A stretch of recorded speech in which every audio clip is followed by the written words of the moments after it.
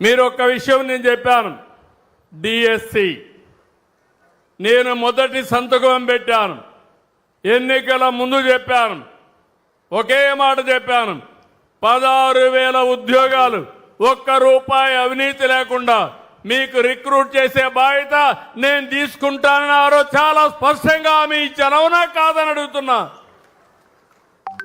అయిన తర్వాత 300 పైన కేసులు వేశారు.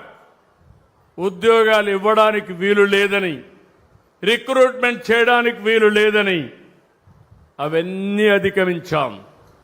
సంవత్సరంలో డిఎస్సి పెట్టి, ఇంటర్వ్యూలు పెట్టి, అందరినీ పిలిపించి కుటుంబాలతో సహా 16,000 కుటుంబాలు పిలిపించి వాళ్లకు నియామక పత్రాలు అందజేశాం.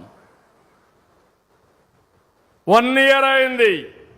ఉద్యోగాలు చేస్తున్నారు, పిల్లలకు బాగా చదువు చెప్తున్నారు. నిన్న మొన్న వీళ్ళొచ్చి మళ్ళా అవినీతి జరిగిందని పేపర్ లీక్ అయిన మాట్లాడే పరిస్థితికి వచ్చారు. ఇంతవరకు ఒక్కరు కూడా బయట వాళ్ళు చెప్పలేదు.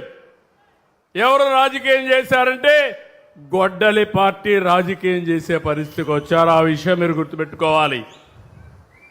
దీనిపైన కోర్టుకు వెళ్ళారు. కోర్టు మళ్ళా చీవాట్లు పెట్టింది, కొట్టేసింది.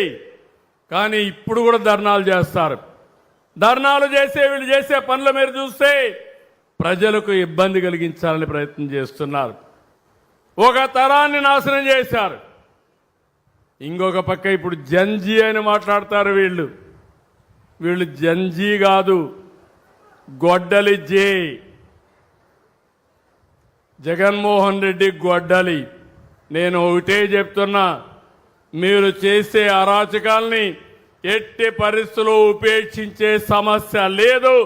ప్రజల బాగోగుల కోసం ఈ ప్రభుత్వం అవసరమైతే కఠిన చర్యలు కూడా తీసుకుంటారని మరొక్కసారి మీ అందరికీ హామీ ఇస్తున్నా.